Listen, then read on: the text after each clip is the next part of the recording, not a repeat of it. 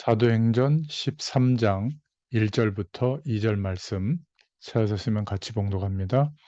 안디옥 교회에 선지자들과 교사들이 있으니 곧 바나바와 니게르라 하는 시므온과 구레네 사람 루기오와 분봉왕 헤롯의 젖동생 마나엔과 및 사울이라. 주를 섬겨 금식할 때에 성령이 이르시되 내가 불러 시키는 일을 위하여 바나바와 사울을 따로 세우라 하시니. 아멘. 예, 오늘 사도행전 전체의 제목으로는 주로 목회자들이 어떤 목회나 또 어떤 전도나 이런 거를 말씀할 때 사도행전을 많이 말씀하지만 평신도 자신이 여러분 입장에서 어떻게 전도 제자로서 삶을 살아갈 수 있을까? 이때 사도행전이 우리에게 답이 되고 길이 되는 줄로 믿습니다. 그래서 평신도 전도 제자의 시작이라는 제목으로 함께 은혜를 나누고자 합니다. 오늘 이 13장 1절부터 2절의 본문은 안디옥 교회가 하나님이 원하시는 전도와 선교를 두고 성령의 인도받는 가장 중요한 장면이 나오는 거죠. 어, 바나바라고 하는 지금으로 말하면 아주 훌륭한 목회자죠. 바나바라고 하는 사람과 목회자와 그리고 니게르라 하는 시므온, 이 니게르는 지금도 약간 부담되죠. 이렇게 흑인 이런 분들하고 같이 팀이 된다는 거는. 근데 이 당시에는 완전 노예인데 니게르라는 그 시므온이라는 사람과 또 구레네 사람 루기오라고 하는 것은 변방 지역, 변두리 지역, 별로 보잘것없는 지역의 사람 출신 루기오, 잘 알아주지 않는 사람인데요. 그런데 또 여기에는 누가 함께 했냐면 분봉왕 헤롯, 그러니까 로마에서 왕으로 인정한 이스라엘의 헤롯 임금의 젖동생, 동생이죠. 마나엔, 그리고 바나바가 핍박했던 핍박에 앞장섰던 사울이라는 인물을 데리고 와서 나중에 회심하고 바울이 됐잖아요. 이 사울, 우리가 생각할 때는 막 바울 사도 대단하지만 이때 초대교회는 사울 이러면 저 우리의 적, 우리를 막 핍박하고 죽이던 앞잡이 이렇게 생각했던 인물이거든요. 그러니까 이 5명이 한 팀이 되어져서 아시아 지역과 소아시아, 아가야 전역을 향해서 전도팀으로 내보낸 거예요. 담임 목사님하고 부목사님하고 또 유력한 자하고 모자란 사람들, 또 그 당시에 아무도 알아주지 않는 이런 사람이 한 팀이 되어져서 성령의 인도를 받게 된 거죠. 참 놀랍지 않습니까? 여러분, 하나님이 원하시는 것을 잘 보는 것이 성령의 인도입니다. 그래서 나의 체험이나 내 지식이나 내가 갖고 있는 의지력, 내가 살아가고 있는 삶의 상태는 무한한 하나님의 것과 비교할 수가 없다. 여기에 우리가 동의해야 됩니다. 그런 사람은 혼자 있을 때 바로 보면 알죠. 혼자 있을 때 우리가 하나님을 향해서 하나님의 약속을 붙잡고 기도할 수 있으면 평신도 전도 제자로서 시작되는 겁니다. 그때 내게 함께 하시는 그리스도에 대한 증거를 붙잡고 기도하고 또 그때 하나님의 나라에 대한 확신을 가지고 기도하고 혼자 성령 충만을 누릴 수 있는 기도의 비밀이 있다면, 혼자 기도할 수 있다면 평신도로서 초대교회의 모든 성도들처럼 전도 지혜자로 시작될 수 있습니다. 여러분 혼자 있을 때 기도할 수 있다면 치유되기 시작한 거예요. 그리고 하나님이 주시는 굉장한 힘을 소유하게 됩니다. 이런저런 문제에 흔들리지 않게 되죠. 그리고 누가 나를 안 알아줘도 괜찮은 사람으로 바뀝니다. 혼자 있을 때 기도할 수 있는 축복을 누릴 수 있다면 우리에게 영적인 암과도 같은 상처들이 치유됩니다. 그 증거가 여유가 있죠. 조급하거나 어디에 집착하거나 막 이렇게 막 다른 사람과 비교해서 열등감을 느끼거나 이런 것들이 없어집니다. 이게 안 되니까 혼자 있을 때 기도할 수 있는 축복이 누려지지 않으니까 성령의 인도가 뭔지를 모르게 되는 거죠. 이게 안 되니까 자꾸 뭔가를 돌아다녀야 돼요. 어딘가 속해야 되고 누군가 만나야 되고 그래서 어딘가 소속감 속에서 살아가려고 하는 겁니다. 물론 사회적으로 그런 게 필요하긴 하지만 혼자 있을 때 기도가 안 되고 있다는 증거거든요. 또 이 말 했다가 저 말 했다가 이거 했다가 저거 했다가 계속 이렇게 인생이 분주합니다. 그리고 이루어지는 것은 거의 없죠. 또 어느 날 갑자기 이게 최고다. 거기에 막 몰두하다가 어느 날 갑자기 아 이거 아무것도 아니야. 이러고 또 다른 거에 몰두하고 말이죠. 이런 삶의 모습들이 응답 못 받고 있는 증거입니다. 그래서 하나님이 함께 하신 이 축복을 전달하기는커녕 예수 믿는데도 자꾸 힘들어지는 그런 인생을 살고 있는 거죠. 여러분, 지금 교회 다니는 사람들은 많이 있습니다. 그런데 실제로 예수님이 그리스도이신 이 사실을 믿는 성도가 참 많이 없어요. 또 예수는 다 믿는다고 하는데 말씀을 제대로 알아듣고 삶을 가지고 복음적으로 승리하는 분들이 많이 없습니다. 제자가 많이 없는 것 같아요. 그리고 교회마다 많은 훈련들을 하고 있는데 실제로 복음을 이해하고 또 복음이 이해되어졌다고 하더라도 복음 체질이 되어져서 율법의 기준보다 신비주의적인 기준보다 세상에 성공한다는 기준보다 예수 그리스도로 말미암아 회복되어진 이 축복이 어떤 것인지를 알고 누리는 이런 사람들이 많이 없는 것 같아요. 그러다 보니까 하나님은 지금도 함께 하시는데 함께 하시는 이 축복보다 우리가 세상에서 경험하는 우리가 생각하는 좋은 것들이 더 커 보이는 거죠. 뭐 그것을 가지고 누리는 게 나쁜 것은 아니지만 거기에 마음을 담는 만큼 혼자 있을 때 그쪽으로 가지 않겠습니까? 그러니까 영적 세력인 이 마귀의 세력, 귀신의 세력이 역사할 때는 속수무책으로 당하고 속게 되는 것이죠. 또 뭔가 복음을 사랑하고 전도와 선교에 대해서 마음이 있는 사람도 실제로 보면 교회가 잘 이해가 안 된 분들도 참 많은 것 같아요. 여러분, 교회는 착하고 바르고 성실하고 성공된 사람, 성령 충만한 사람만 모이는 곳이 아닙니다. 그런 분들은 5%도 안 되는 것 같아요. 솔직히 말하면. 주의 종들을 포함해서. 거의 90% 이상 되는 사람들이 중간 수준보다 못해서 무너져서 이런 사람들이 교회에 오거든요. 아, 나는 성공되고 있는데 그런 사람들한테 미안하지만 거의 다 그러다 보니까 교회에 와서 세상의 기준으로 봅니다. 늘 계산하고 하나님이 안 계신 것처럼 걱정하고 또 나를 드러내고 또 그룹 모여서 나름대로 그냥 이렇게 뭐 그냥 교회 속에서 살아가는 거죠. 그러니까 이런 것이 싫어서 복음을 사랑하는 마음은 특심한데 선교 단체라든지 다른 어떤 공동체 속에 들어가서 거기에서 집중해 가지고 뭔가 나는 저런 사람들하고 좀 다르다라고 하는 어떤 것에 좀 자부심을 갖는, 그러니까 결국은 시간이 오래 지나가 보면 여러분, 교회는 살리는 영으로 역사하시는 하나님의 축복을 받기 위해서 가는 겁니다.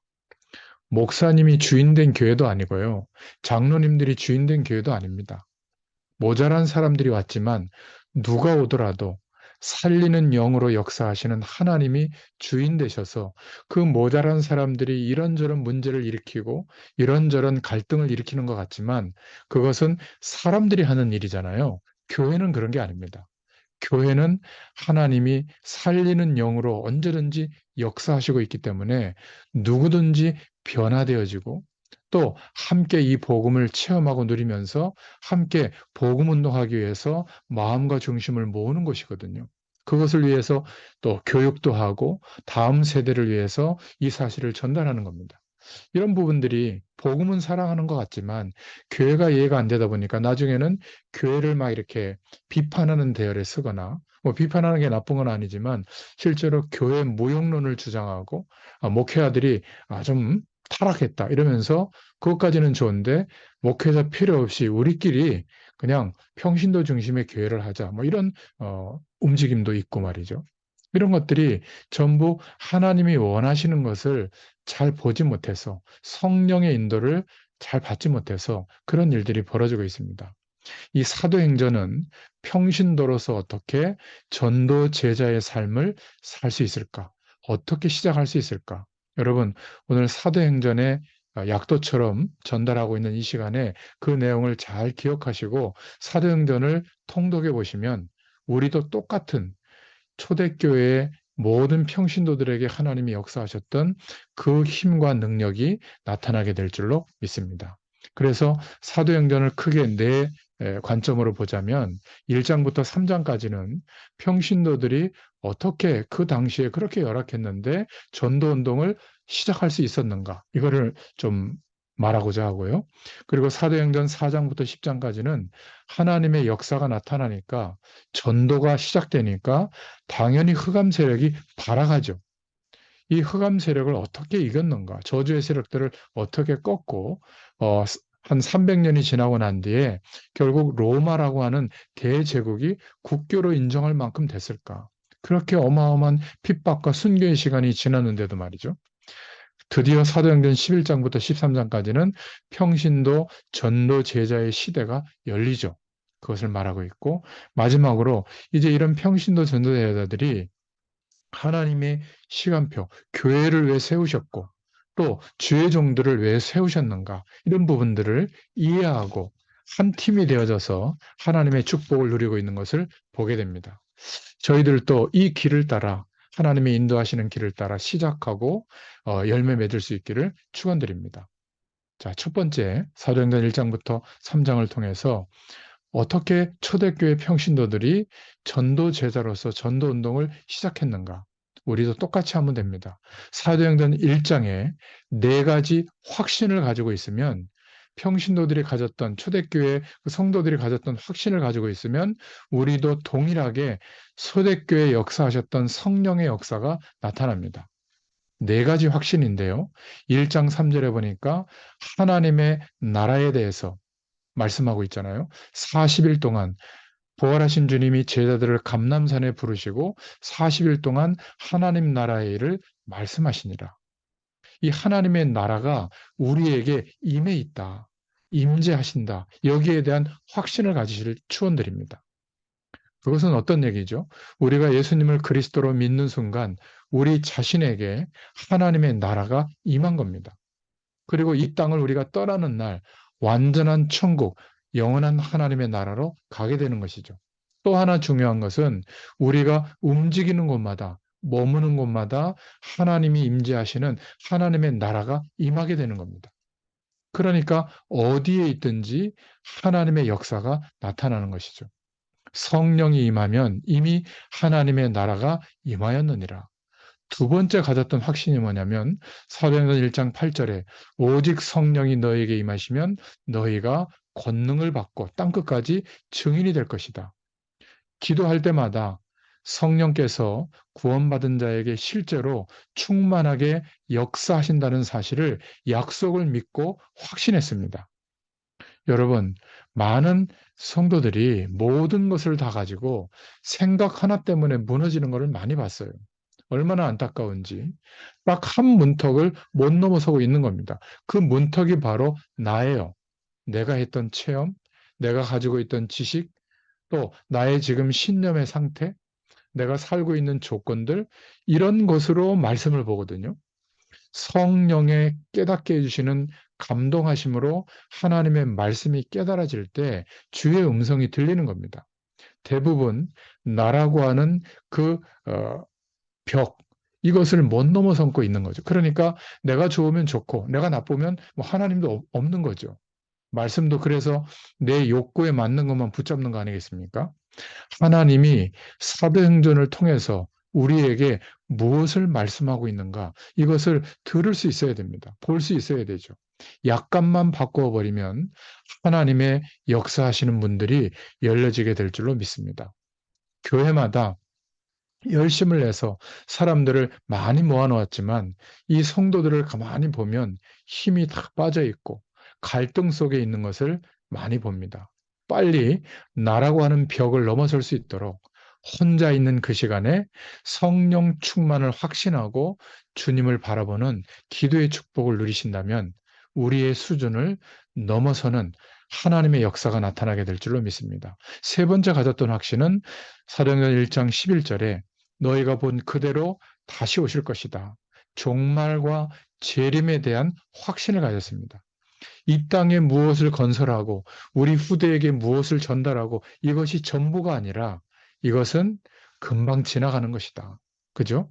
그렇다고 이 땅에 있는 것이 아무것도 아니다. 그 말이 아닙니다.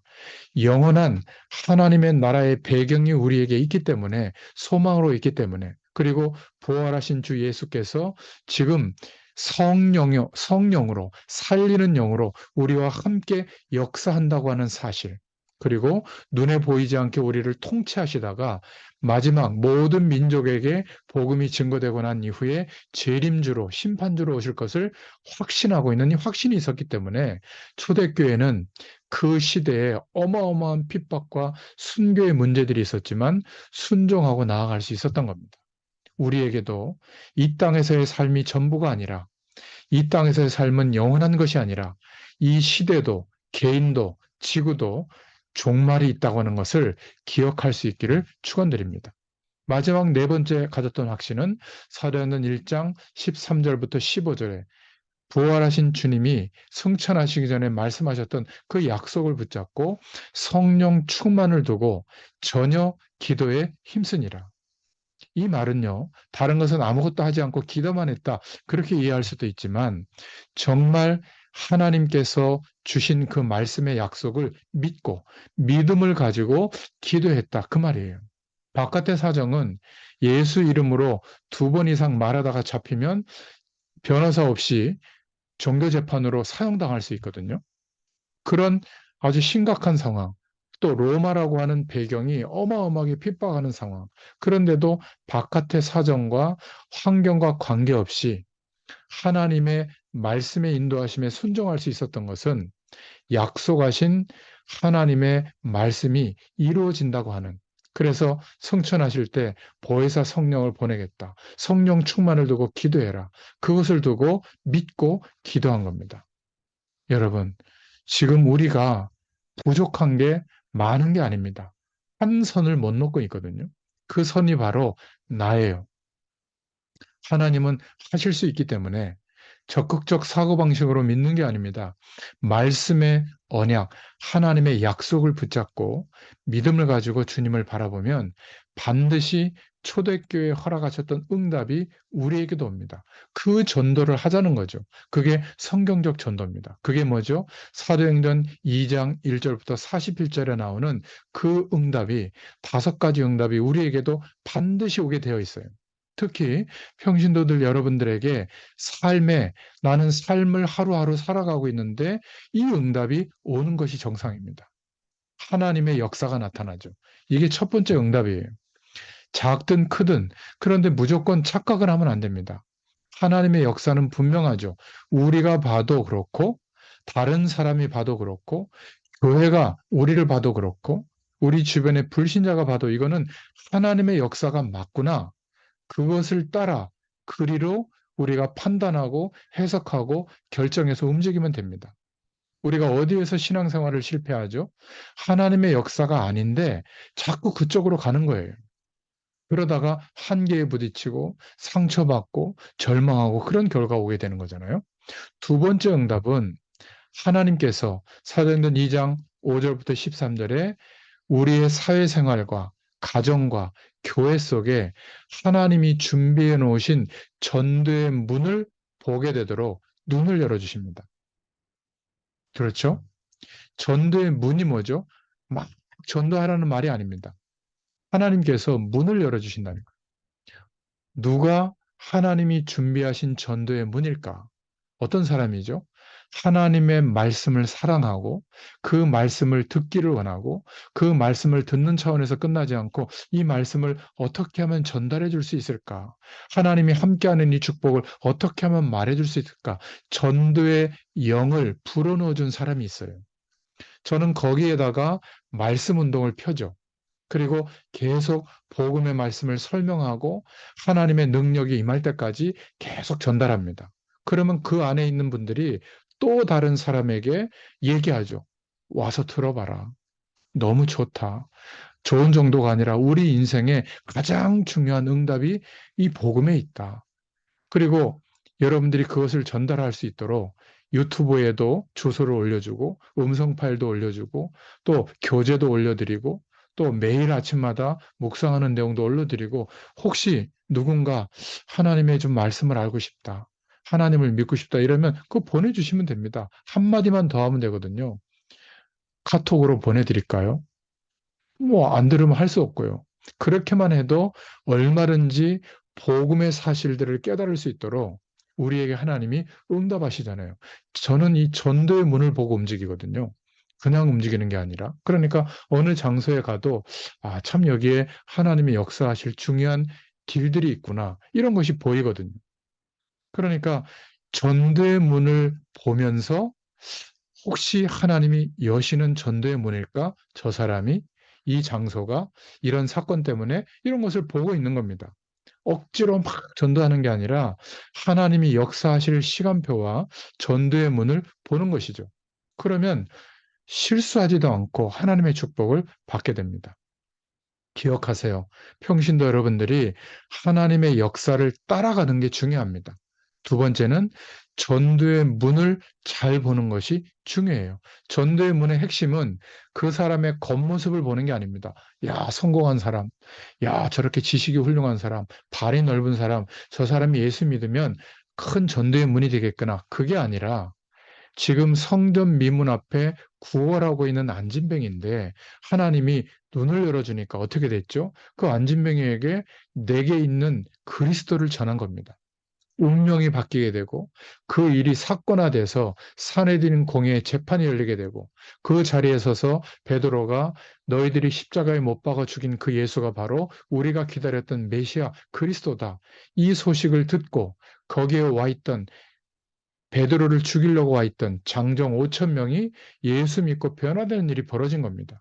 안진뱅이가 하나님이 준비한 전도의 문인지를 어떻게 알았겠어요? 그런데 앞에 사도행전 1장에 우리가 네 가지 확신을 가지고 기도하고 있으면 전도의 문을 볼 수 있는 눈을 열어주십니다. 우리의 편견이 아니라 우리의 어떤 관점이 아니라 하나님이 그 마음을 주세요. 아, 이 사람에게 하나님이 이런 전도의 영을 불어넣어 주고 있구나. 그러면 그 사람을 놓치면 안 되죠. 그 사람을 막 이용하려고 하는 게 아니라 그 사람을 통해서 하나님의 일이 계속되도록 돕는 게 바로 성경적 전도입니다. 그래서 여러분, 조용히 하나님의 말씀을 잘 듣고 여러분들이 깊이 생각해 보시기를 바랍니다. 사도행전 1장에 하나님의 나라가 임재한다. 성령이 충만하게 역사하신다. 주님의 종말과 재림은 분명히 임박해 있다. 어떤 환경 속에 있더라도 기도하면 하나님이 응답하신다. 성령으로 역사하신다. 이 확신을 가지고 주님을 바라보면 반드시 하나님이 역사하십니다. 이쪽으로 가면 돼요. 그리고 그 현장 속에 그러한 인도하심 속에 전도의 문이 열리게 될 줄로 믿습니다. 시작을 잘해야 되는데 틀리게 시작하니까 열심을 기울여도 한계에 봉착하게 되는 겁니다. 하나님의 역사가 아닌 것을 자꾸 쫓아가니까 실패가 오는 거죠. 목회자인 저는 많은 성도들과 어려운 사람들을 도와야 될 의무가 있지만 단 하나님의 역사가 아닌 것을 막 몰두하고 있을 때는 도와드릴 수가 없어요. 그래서 참 안타깝죠. 실패하거나 하나님의 특별 은혜를 줘야만 깨닫게 되거든요. 그러니까 우리 후대들이나 우리 주변의 사람들이 정말 어려움이 왔을 때는 우리가 중보 기도하는 대상자들에게 어려움이 왔을 때는 하나님이 기회를 주고 있구나. 말이 달라지게 됩니다. 당신의 힘으로 더 이상은 안 될 것 같습니다. 이제 하나님을 바라볼 기회가 온 것 같아요. 후대들에도 그렇게 알려줘야지. 꼴 좋다. 어? 내 말 안 듣더니 예배 안 드리더니 신앙생활 똑바로 안 하더니 참 멸망이 왔구나. 그게 아니죠. 하나님이 중요한 기회를 주시는 거예요. 이런 것들을 보는 것이 중요한 응답입니다. 세 번째 사도행전 2장의 응답은 다른 사람들은 졸거나 시험 들거나 막 기분 나빠하는데 예배만 드리면 말씀을 펴기만 하면 사도행전 2장 14절부터 41절에 말씀이 이해되고 그 말씀이 내 삶 속에서 성취되는 응답이 오는 거예요. 이거는 성경을 열심히 연구하거나 설교를 열심히 듣는 거하고는 다른 겁니다. 하나님께서 응답해 주시는 거예요. 말씀이 들리는 겁니다. 우리 혜선자매는 그렇지 않아요? 전에는 말씀이 안 들렸을 거예요. 근데 어떤 말씀도 이제는 말씀을 듣고 예배를 드리면 또 말씀을 묵상하면 하나님이 말씀이 이해되어지도록 또 삶 속에서도 그 말씀을 생각해 보면 하나님의 말씀이 성취되도록 응답하시는 거예요. 이게 육신적인 기적보다 더 큰 응답입니다. 이때부터 네 번째 응답이 오는데 초대교인들처럼 사도행전 2장 42절부터 43절에 만남의 축복의 문이 열립니다. 전에는 어떻게 됐죠? 나에게 이상한 말을 하고 상처를 두고 힘들게 하고 막 원수되게 하고 이런 만남들이 많았다면 서로 이용하는 만남들이 많았다면 이제는 정말 하나님의 말씀을 권면하고 성령의 인도를 받고 함께 복음 운동할 수 있는 이런 축복의 만남들이 우리 인생에 시작되는 거예요. 이게 우리의 생을 좌우합니다.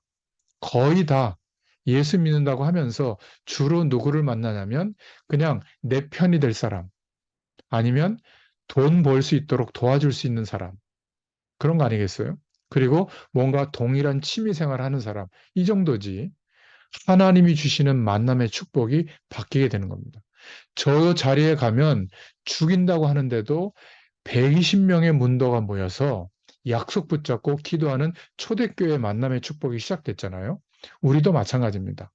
아니, 목사님, 지금은 사람들이 너무 바쁘고 집에 오는 것도 싫어하고 직접 이렇게 대면해서 만나는 것도 싫어합니다. 대부분은 그렇죠. 그런데 하나님이 남겨놓으신, 준비해놓으신 사람들은 하나님의 시간이 되면 복음의 말씀에 반응하고 복음 때문에 변화되고 복음의 능력을 소유하게 돼서 함께 니게르를 하는 사람, 또 저 구레네 사람, 왕족, 담임 목사님, 또 거의 부목사님 이렇게 함께 팀이 돼가지고 생을 건 전도운동의 현장으로 인도받게 되잖아요. 성령의 인도를 받게 되는 이런 만남의 축복이 계속 일어나게 될 줄로 믿습니다. 그랬더니 이래서 안 되고 저래서 힘들고 이래서 한계고 이렇게 얘기했던 현장이 사도행전 2장 46절 47절에 날마다 성전에서 말씀의 은혜, 하나님의 은혜를 받고 흩어지면 하나님이 역사하시는 전도의 축복을 누리게 된 겁니다. 현장이 변화되는 거예요. 우리의 삶의 현장에 완전히 실패되어질 수밖에 없는 현장 속에 우리가 가 있는데 하나님이 세워주셨는데 여기에 하나님이 역사하시는 응답이 오는 겁니다. 이게 전도예요. 누군가에게 예수 믿어라 영접해서 교회에다 앉혀놓는 것은 전도를 굉장히 편협하게 이해한 겁니다. 우리는 삶 속에서 살아가는데 성령께서 역사하시는 현장이 변화되어지는 일이 나타나는 겁니다. 그래서 정말 복음적인 은혜 받은 사람들은 직장 생활, 가정, 학업, 우리의 하는 일 소홀히 하면 안 돼요. 왜죠? 현장이기 때문에. 아무리 성령 충만 받아도 돌아다니기만 하고 가정을 소홀히 하면 현장을 놓치는 겁니다. 아무리 우리 가슴에 불이 붙어도 공부하는 거, 직장, 산업 현장 이걸 놓치면 안 돼요. 그것도 현장이에요. 중요한 현장이죠. 거기에 틀림없이 성령의 역사가 나타나는 겁니다. 그렇지 않고 이런 것들은 소홀히 하고 나는 주의 일만 한다. 그거는 진짜 성령의 역사는 아닙니다. 여러분, 정말 성령으로 역사하는 사람이 되잖아요. 우리가 일하고 있는 직장에 조용히 변화가 일어납니다. 하나님의 능력이 나타나기 때문에. 우리가 드러나고 막 이상한 행동을 하고 이상한 말을 하면서 막 이렇게 사람들 앞에 막 주목받고 그러면 변화가 일어나기는커녕 오히려 반대가 일어나죠. 그냥 나는 조용히 성실하게 살아가고 있는데 성령의 역사하심이 나로 인하여 흑암 세력은 떠나고 사도행전 2장의 이런 응답들이 현장에 나타나는 겁니다. 이게 바로 평신도들이 전도자로서 살아가는 아주 중요한 시작이에요. 사도행전 1장과 2장의 응답이 오기를 축원드립니다. 나는 잘 안 되고 있다. 틀림없이 네 가지 확신이 없어서 그래요. 돈에 대한 확신, 성공에 대한 확신, 또 건강에 대한 확신, 이런 것은 많은데 성경대로 우리가 확신을 가져야 되잖아요. 나의 신념을 가지고 확신하는 게 아니라 지금부터 하나만 잘하면 됩니다. 선택만 잘해도 돼요. 이게 하나님의 역사하심이 맞냐 아니냐. 바로 이 현장이, 이 사람이 전도의 문이 맞냐 아니냐, 이 선택을 잘해야 됩니다. 지금 하나님의 말씀이 이루어지는 것이 맞느냐? 그러면 사도행전 2장의 응답이 내게 와야 되는 거죠. 그죠? 안 온다면 빨리 바꿔야 돼요. 지금 하나님께서 왜 이 만남을 주셨는가 확인을 해야죠. 하나님 앞에서. 정말 나의 현장에, 내가 움직이는 현장에 하나님의 역사가 일어나고 있는가 아닌가 확인해야 되는 겁니다.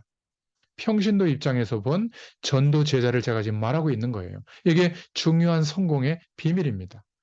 막 뜨겁게 불 받으려고 하지 말고 잘 깨닫기를 바랍니다. 흥분할 필요가 없어요. 잘 깨닫고 이 축복이 시작되기를 축원드립니다. 참된 기독교인은 사도행전적인 응답이 오는 겁니다. 아주 조용한데 힘이 있어요.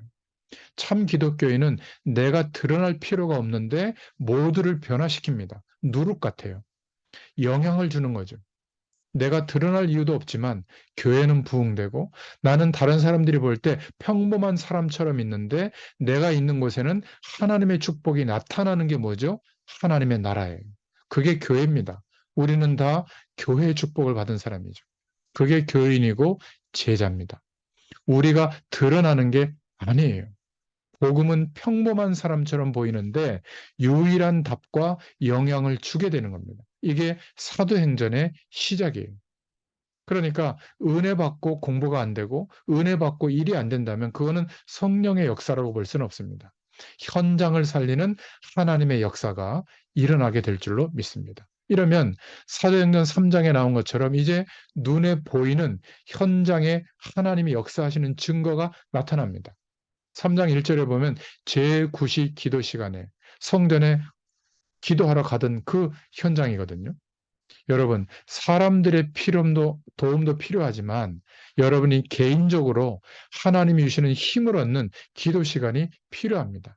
그때 하나님이 2절부터 3절에 나면서 안진뱅이 된 자를 보게 된 거죠. 똑같이 봤던 사람이에요. 근데 그날 하나님이 눈을 열어주시니까, 야, 이 사람이 운명에 묶여 있구나.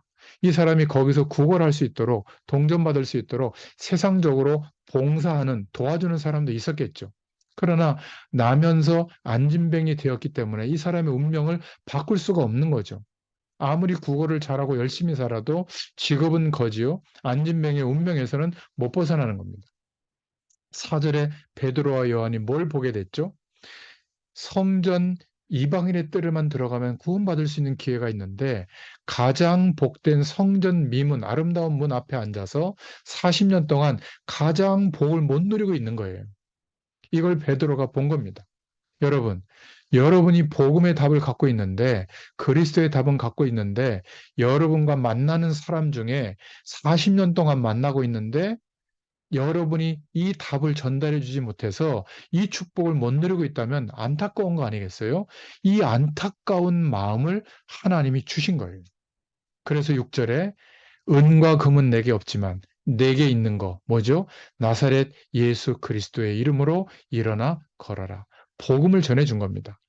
운명을 바꿔줄 수 있는 답을 전해준 거죠. 여러분에게 만약 여러분 현장에 있는 불신자들에게 이런 모습이 보이면 그때가 하나님의 시간표가 된 줄 알면 돼요. 그게 하나님의 시간입니다. 그때는 가감 없이 이야기하면 됩니다. 가족과 친구와 여러분 현장에 있는 사람들이 영적으로 불쌍해 보이면 동전이 문제가 아니구나. 그러면 베드로와 요한처럼 내게 있는 것이 나옵니다. 이때는 그냥 하나님이 하시겠지. 아니에요. 손목을 잡아 일으키니 그랬더니 일어나는 기적이 일어난 거죠. 믿음의 행동이 필요한 겁니다.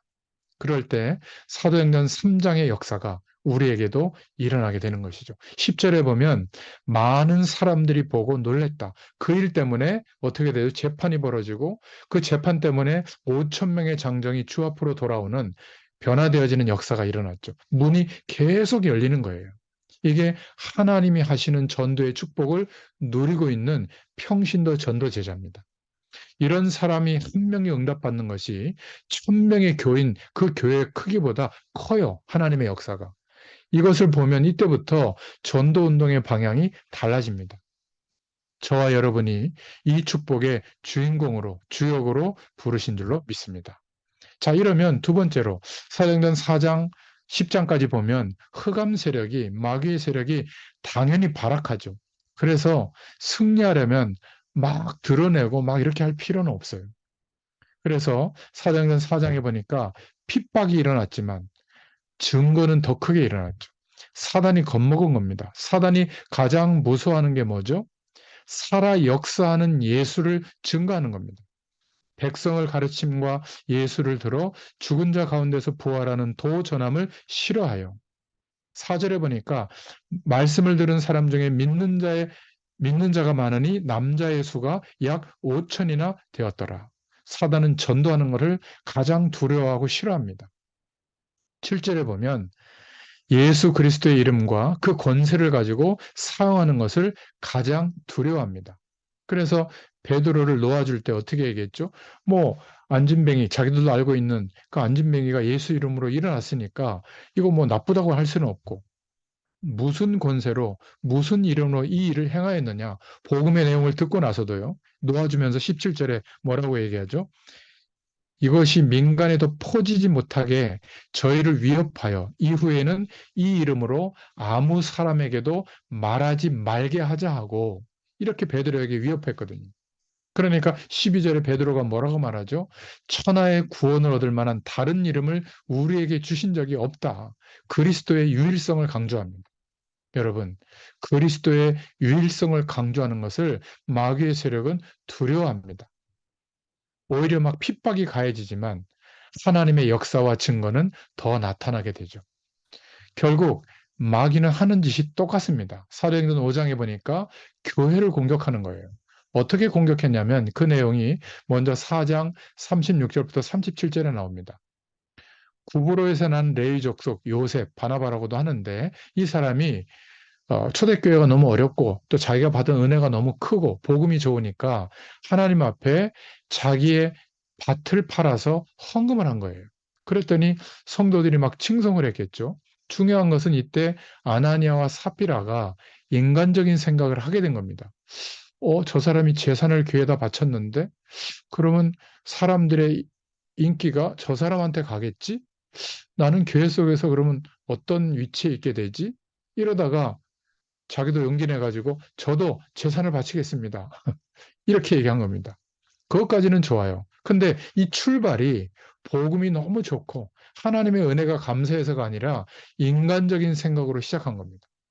근데 집에 와서 자기도 재산을 팔아보니까, 밭을 팔아보니까 걱정이 되는 거죠. 그래서 판 값의 일부만 드리면서 나도 저 요셉처럼 이렇게 다 바쳤다, 이렇게 얘기하니까 사도행전 5장 2절부터 3절에 성령이 충만했던 베드로가 네가 마음에 사단이 가득해서 성령을 속이냐? 땅값 얼마를 왜 감추느냐? 이랬더니 아니라고 하다가 죽게 됩니다. 삽비라 그 아내에게도 얘기했는데 똑같이 부인하다가 죽게 되죠. 이래서 거짓말하는 그 자리에서 초대교회에 가장 중요했던 그 역사하는 시간에 두 사람의 중요한 인물이 죽게 되는 사건이 벌어지게 됩니다. 교회에 이렇게 역사하거든요, 마귀의 세력이. 여러분, 그런데 어떻게 됐죠? 사도행전 5장 12절부터 17절에 오히려 하나님은 주의 종들에게 힘을 주셔서 사도들을 통해서 표적과 기사가 나타났어요. 이러니까 오늘 오히려 많은 주의 백성들이 하나님을 두려워하게 되고 그 일 때문에 전도의 더 큰 문들이 열리게 된 겁니다. 사단이 교회를 공격했지만 교회는 목사님 것도 아니고 중직자들 것도 아니고 성도들 것도 아닙니다. 교회의 주인은 하나님이세요. 그리스도께서 주인 되시거든요. 사단이 아무리 교회를 공격해도 사단은 절대로 이길 수 없는 겁니다. 오히려 핍박과 문제와 어려움이 교회를 더 단단하게 했고, 오히려 이 일 때문에 인본주의를 쓰고 세상 방법을 쓰고 하나님이 없는 것처럼 판단하는 불신하는 사람들은 사단이 공격해서 넘어지지만, 오히려 교회는 사도행전 6장 10절에 보니까 6장 10장에 보니까 중요한 일꾼이 세워지는 시간이 온 겁니다. 그래서 6장에 보면 지혜가 충만하고 믿음이 충만하고 성령이 충만하고 칭찬 듣는 사람들 7집사를 세우게 되죠. 그러면서 7장에 보면 스데반의 순교의 장면이 나옵니다. 그 순교하는 장면에서도 끝까지 복음적 신념을 굽히지 않고 하나님 앞에 신앙 고백을 하다가 돌 맞아 죽게 되잖아요. 근데 그때 예수님께서 성경에 딱 한 번 나오는데 하나님 우편에 서셨다. 서서 지켜보신 겁니다. 그만큼 주님이 관심을 가지고 스데반의 영혼을 받으셨다는 말이 되거든요. 근데 이 당시에는 돌로 심판을 할 때 반드시 자기들의 행위가 적법하다는 것을 증명하기 위해서 그 자리에 있는 유망한 사람한테 증인을 맡기거든요. 그래서 이 스데반의 겉옷을 벗겨가지고는 그 당시에 그 자리에 있던 사울에게 옷을 맡깁니다. 이 사울이 바울이 되잖아요. 그러니까 사울이 나중에 회심하고 나서도 스데반이 했던 그 고백과 또 자기가 증인으로 서서 그 일을 직접 목격했던 거기에 대한 마음을 항상 가지고 교만할 때마다 그 장면이 생각났던 거예요. 하나님이 하시는 일이죠. 이런 장면이 나오고 드디어 금단시했던 사마리아의 사도행전 8장에 보면 문이 열립니다. 전도의 문이 열리죠. 그리고 사도행전 8장 26절부터 40절에 그 당시에 강대국이었던 에디오피아, 그 에디오피아의 국고를 맡았던 네시가 왔다가 빌립 지사를 통해서 복음을 깨닫게 되고 세례를 받는 일이 벌어집니다. 저도 에디오피아 한번 가봤는데 에디오피아가 아프리카에서 복음화율이 첫 번째, 두 번째로 높은 굉장히 기독교 국가예요. 이때부터 영향이 가게 된 거죠. 사도행전 9장 1절부터 4절에 교회를 사단이 공격하고 핍박했지만 오히려 평신도 일꾼들이 일어나니까 예루살렘과 유다와 사마리아 이 땅끝까지 하나님의 역사가 일어나게 된 겁니다. 여러분 솔직히 목회자인 저는 거의 80% 이상이 교인들을 많이 만납니다. 그런데 평신도 여러분들은 하나님의 백성이기도 하지만 여러분들의 삶의 근거지에 만나는 거의 많은 사람들이 하나님과 관계없는 사람들을 만나고 있잖아요. 현장 중에 가장 앞선 현장에 있는 겁니다. 그런 면에서 사실 주의 종들은 현장 살릴 기능이 없는 거예요. 영적인 책임도 그렇게 없는 거죠. 오히려 주의 종들은 말씀을 바로 전달하고 평신도 전도 제자로 세워져서 자신들의 현장에 사도행전적인 응답을 누리도록 돕고 기도할 뿐이죠. 사실 현장은 평신도 여러분들이 전도 제자로 서게 되면서 바뀌게 되는 겁니다. 이게 사도행전적인 역사거든요. 사도행전 10장 1절부터 45절에 드디어 피장 시몬의 집에서 고넬료가 이방인 그 정보 장교죠. 굉장히 큰 역할을 할 고넬료가 하나님의 사람으로 세워지는 세례받는 장면이 나옵니다. 결국 흑암 세력을 무너뜨리는 가장 적극적인 방법이 뭐냐? 복음 가진 제자들이 일어나는 겁니다. 이 축복을 우리가 받은 줄로 믿습니다. 그래서 세 번째로 사도행전을 보는 눈인데 11장부터 13장까지 드디어 평신도 전도 제자 시대가 열리게 된 것을 말씀하고 있는 겁니다. 이것을 하려고 자기의 틀에 묶여 있는 전통에 묶여 있는 예루살렘 교회를 가지고는 한계가 있으니까 핍박을 일으켜서 따로 흩어져서 안디옥 교회를 모이게 해가지고 안디옥 교회를 준비한 겁니다. 여기에 바울 사도를 준비하고 한 팀을 이뤄서 이제 마게도니아까지 전 현장으로 파송하는 일들이 벌어졌죠. 큰 위기를 12장에 당했지만 하나님께서 하늘의 천사를 보내서 모든 위기를 넘어서게 한 겁니다. 이때부터 루디아가 축복을 받았고 또 야손이 축복을 받아서 야손을 통해서 헬라인들, 기부인들 중에 하나님의 전도의 문들을 찾아냈고 또 브리스길라, 아굴라 같은 평신도 전도자들이 일어나게 된 줄로 믿습니다.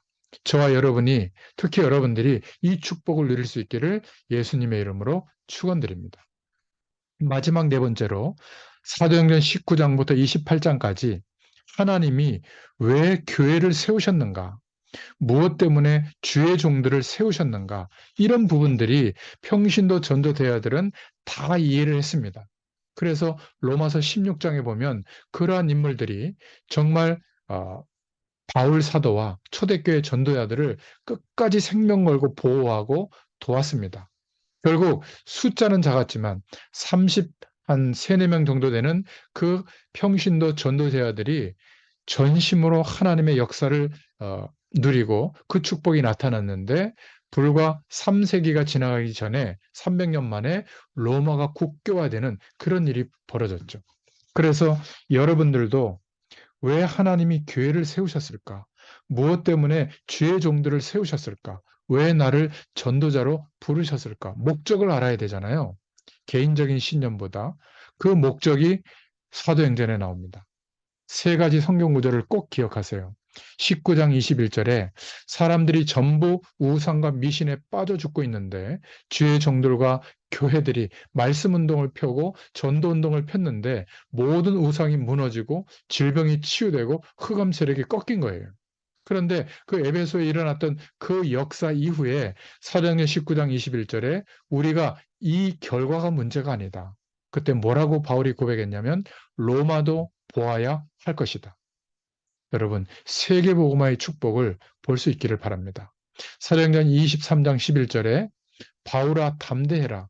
내가 예루살렘에서 증거한 것처럼 로마에서도 증거하여야 하리라. 하나님이 하신 말씀이죠. 또 사도행전 27장 24절에 위기를 당했을 때 하나님이 바울아 두려워하지 마라. 내가 가이사 앞에 서야 하리라. 가이사가 바로 로마 황제거든요. 가이사 앞에 서야 하리라. 이것 때문에 저와 여러분들은 교회를 섬기고 주의 종들을 위해서 기도하고 또 돕고 함께 팀을 이뤄서 전도하는 겁니다. 여기에서부터 본격적인 핍박이 현장에 일어났지만 전부 하나님이 역사하는 시간표요, 하나님의 역사가 시작되는 길이 된 줄로 믿습니다. 사도행전 20장 이전 19장까지 본격적으로 평신도 제야들이 일어나고 그 뒤에는 핍박을 받는 것처럼 보이지만 본격적인 하나님의 역사가 시작되어진 것을 기록한 것이 사도행전의 내용이에요. 그래서 누가가 전편 누가복음에서는 하나님께서 정말 어떻게 그리스도를 보내셨고 그리스도가 누구신지를 말씀해 주셨죠. 그리고 그 후편으로 이제 사도행전을 기록해서 보냈는데 수신자는 데오빌로였습니다. 예, 지금 뭐 방송이 좀 나와가지고 예, 섞일 텐데 이해해 주시고요. 그래서 후편으로 보낸 데오빌로에게 보낸 총독에게 보낸 후편의 편지가 사도행전인데 우리가 이렇게 믿음을 가지고 기도했더니 성령께서 역사하셔서 이렇게 현장에 하나님의 역사가 나타났다. 이것을 알게 되도록 설명한 내용입니다. 그래서 지금부터 평신도 여러분들이 어떻게 전도 제자로서 시작할 것인가? 이 답을 사도행전을 통해서 볼 수 있기를 축원드립니다. 항상 어떻게 시작할 것인가 이게 중요한데 막 열을 내야만 신앙생활을 할 수 있다면 그거는 좀 깊이 생각해 봐야 돼요. 치유를 받아야 됩니다. 어디 가서 말을 많이 해야만 속이 풀린다면 아직 치유가 필요합니다. 간혹 막 돌아다녀야만 속이 시원하다면 치유가 아직 필요하죠. 여러분이 사도행전에 나온 평신도들처럼 가장 차분하고 조용한데 정상적으로 매일매일 살아가는데 하나님이 주시는 가장 힘 있는 중요한 약속, 여기에 대한 확신과 성령의 충만함을 받으면 어떻게 되어지죠? 땅끝까지 증인되는 역사가 있게 될 줄로 믿습니다. 이 눈을 뜨고 사도행전 2장의 응답을 받기 시작하면 하나님의 축복은 저와 여러분을 통해서 계속될 줄로 믿습니다. 자, 오늘 결론입니다. 혹시 잘못된 이해를 하고 있을 수가 있는데 어떤 분들은 이렇게 말하는 분이 있더라고요. 내가 예수를 믿었더니 우리 집안과 직장에 문제가 막 온다. 이렇게 말하는 사람도 있습니다. 그전에는 별로 안 그랬는데, 뭐 당연하죠. 마귀에게 속해 있을 때는 굳이 마귀의 세력들이 역사할 이유가 없죠. 자기 편인데. 근데 이제는 하나님의 자녀가 됐기 때문에 창조의 영으로 역사하시는 빛이 빛이거든요. 흑암 세력하고 부딪히니까 당연한 거죠. 근데 이렇게만 이해하면 잘못 이해한 거예요. 여러분이 예수 믿게 됐기 때문에 이제 여러분의 집, 여러분이 일하는 곳에는 창조의 능력으로 역사하시는 하나님의 빛이 비춰서 모든 현장을 바꾸시게 될 줄로 믿습니다. 치유하시게 될 줄로 믿습니다. 모든 저주의 문화는 끝나게 될 줄로 믿습니다. 이게 바른 생각이에요. 또 내가 전에 그냥 종교 생활 할 때 그냥 열심히 기도하고 예배 드리고 주의 종장 섬기고 그냥 대충 이렇게 했을 때는 별로 그렇게 뭐 이렇게 어려움이 없었는데 내가 이제는 예수 그리스도의 복음을 가지고 제대로 신앙생활을 하려고 하니까 좀 어렵다. 뭔가 좀 화끈한 게 없다. 이렇게 방황이 된다. 이런 사람이 있는데 아닙니다. 여러분, 참 복음을 받으면 영원한 치유가 일어나고요. 영원한 하나님의 축복이 실제로 나타납니다. 이 복음이 이해되고 이 복음이 누려지도록 기도해야 될 줄로 믿습니다. 또 이런 분들이 있더라고요. 목사님, 저는 교회를 그렇게 열심히 했는데 왜 우리 집은 이렇죠? 왜 내 경제 활동은 이렇게밖에 안 되죠? 내가 생을 걸고 막 헌신하고 도왔는데 왜 죄 종들을 도왔는데 왜 복을 못 받죠? 여러분, 미안하지만 혹시 복음을 위한 교회가 아니었거나 혹시 우리의 헌신이 복음을 위한 헌신이 아니어서 그런 겁니다. 반드시 우리가 주의 영광을 위해서 복음을 위한 헌신이라면 하나님의 말씀대로 됩니다. 마태복음 10장 42절에 전도자에게 냉수 한 그릇이라도 대접한 그것이 전도자의 상을 잃지 않을 것이다. 약속해 주셨어요. 저는 언제 하나님의 축복을 받은 것 같으냐면요. 하나님, 내가 지금 결정하려고 하는 이 결정이, 이 선택이 정말 복음을 위한 건 맞습니까? 이렇게 질문할 때였어요. 잘 몰라서 기다리고 있을 때, 그때마다 하나님이, 아, 이건 하나님이 하시는 게 맞구나. 이런 많은 축복을 받게 된 겁니다. 참 놀랍습니다. 여러분, 혹시 교회 속에서 섭섭한 일, 또 사람들 때문에 갈등이 일어나는 그 일이 내가 복음을 위해서 한 것이 맞다면 저는 약속할 수 있습니다. 오늘 저녁에 이 사도행전의 약속을 붙잡고 기도하면 당장 하나님이 해결하시고 응답의 문이 열리게 될 줄로 믿습니다. 그런데 복음을 위한 것이 아니었다면 아나니와 삽비라와 같은 인간적인 동기였다면 그 기준을 바꾸시기를 축원드립니다. 두 번째로 결론으로 생각할 것은 조금 생각해 볼 잘못된 치유입니다. 우리는 문제가 왔을 때 반드시 하나님이 허락했다고 생각해야 되거든요. 하나님이 허락하셨다면 이 문제가 해결되는 것도 중요하지만 이 문제 때문에 하나님이 어떤 계획을 내게 허락하셨을까? 무엇을 알리시려고 할까? 이거부터 찾아야 돼요. 그게 참된 치유가 일어나는 건데 하나님의 계획은 무시하고 병 낫고 문제 해결하고 여기에만 집착하면 특별한 영적 현상을 일으키는 방법에만 몰두하게 되는 겁니다. 그러면 참된 치유가 일어나는 게 아니라 어딘가에 자꾸 붙들리게 되는 거예요. 참된 치유는 영적인 치유부터 먼저 받기를 원하시는 거예요. 하나님은 살아계시고 우리에게 성령으로 함께 계시고 있는데 왜 나는 이 문제 때문에 힘들어하고 있을까? 이 문제를 허락하신 하나님의 뜻이 뭘까? 이거를 질문해야 되는 겁니다. 그렇지 않고 내 것을 가지고 복음을 활용하거나 복음을 가지고 과거 옛날로 종교 생활할 때처럼 돌아가면 하나님이 원하지 않으세요. 치유가 복음 중심으로 되어지기를 원하시죠. 복음 중심으로 치유가 된다는 말은 어느 날 시간이 지나고 보니까 어? 내가 전에는 이것 때문에 되게 힘들어했는데 이제는 아무 상관이 없네?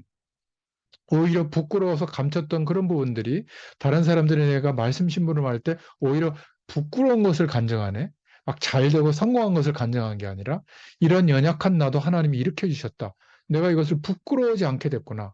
나도 모르는 사이에 이렇게 감사의 조건으로 바뀌게 된 사람.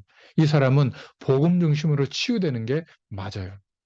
이러면 어떻게 되죠? 우리의 삶이 일심, 전심, 지속할 수 있는 겁니다. 절대로 복음의 말씀을 가지고 계산하지 마세요. 일심으로 하고 전심으로 하고 우리를 유별나게 막 내세우려고 하지도 말고 튀지도 말고 낙심하지도 말고 계속 지속하는 것이 정말 하나님의 능력인 줄로 믿습니다. 이러면 세 가지가 이해되죠. 정말 복음이 무엇인지 이해가 돼요. 생각할수록 감사합니다. 눈 떠보면 하나님이 또 역사하고 살아가다 보면 또 예수님이 그리스도 되신 축복이 전부고 이러니까 우리가 할 것은 어떤 결론이 나죠? 이 복음을 어떻게 하면 전해줄까? 전도밖에 없는 겁니다.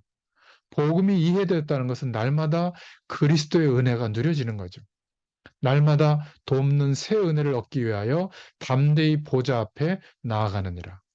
자, 이러니까 전도가 이렇게 이해되어지죠. 모든 죽어가는 사람에게는 이 복음이 필요하구나. 필연성, 전도의 필연성. 이 복음을 안 받으면 영적으로 죽게 되는구나. 또 이 복음이 전달되는 것을 절대로 막을 자가 없구나. 전도의 절대성. 당연히 인간은 하나님의 자녀가 돼야 되고 하나님을 만나야 되는구나. 복음의 당연성, 전도의 당연성. 이런 축복들을 이해할 수 있게 됩니다. 여러분, 인간을 인간답게 만드는 게 전도입니다. 그런데 인간을 짐승처럼 만드는 게 우상숭배예요. 만물을 정복하고 다스리라고 했는데 무엇 때문에 만물을 정복하고 다스려야 될 인간이 나무 보고 절하고 뭐 철 같은 걸로 만들어 놓은 형상에다 절을 합니다. 그거는 인간이 아니라 인간 이하로 살도록 하는 거거든요. 전도란 사람을 사람답게 만드는 겁니다. 아니 사람이 왜 명태 보고 또 돼지머리 보고 절하고 돈 꽂아놓고 그렇습니까? 참 너무나 안타깝죠. 정말로 복음이 이해되어졌다면 눈을 뜨기만 해도 이상하게 감사가 나오고 그런데 눈 뜨면 염려가 나오고 걱정이 나온다. 이거는 복음이 정말 이해가 안 된 거죠. 표시가 납니다. 날마다 은혜가 감사한 것이 복음이 이해된 사람이죠. 만 입이 내게 있으면 그 입 다 가지고 주 예수 주신 은총을 늘 찬송하겠네. 찰스 웨슬레가 지은 노래입니다. 찬양이죠. 우리는 하나님께서 영적 존재로 창조하셨습니다. 창세기 1장 27절에 하나님이 사람을 자기 형상대로 하나님의 형상대로 창조하신 겁니다. 이렇게 복음이 이해가 되고 전도가 이해가 되면 이때부터 하나님과 동행하는 기도, 주님을 바라보는 기도가 우리의 삶에 정착됩니다. 기도가 이해되었다는 말은 기도가 정착된 것을 말하거든요. 이러면 평신도, 전도, 제자의 삶이 시작됩니다. 여러분, 이러한 눈을 뜨고 사도행전을 이번 주에 한번 다음 주까지 읽어보시기 바랍니다. 그러면 동일한 사도행전적인 응답이 우리의 삶에 나타나게 될 줄로 믿습니다. 승리하시기를 축원드립니다. 기도하겠습니다. 하나님 감사합니다. 너무나 연약하고 보잘것없던 저희들을 그리스도로 말미암아 가장 복된 인생으로 회복시켜 주시고 이제 성경 66권을 통해서 말씀하시는 주의 음성을 들을 수 있는 믿음의 사람으로 세워주심을 감사합니다. 평신도로서 전도 제자의 삶을 살 수밖에 없도록 우리의 시작이 말씀에 근거한 믿음 위에 세워져 가게 하여 주시옵소서. 우리의 남겨진 생애가 이전에는 경험하지 못했던 하나님께서 계속적으로 문을 여시는 그 축복을 응답으로 누리는 삶으로 역사하여 주시옵소서. 우리에게 이 믿음이 필요합니다. 하나님께서 역사하여 주시옵소서. 예수님의 이름으로 간절히 축복하옵고 기도하옵나이다. 아멘. 감사합니다.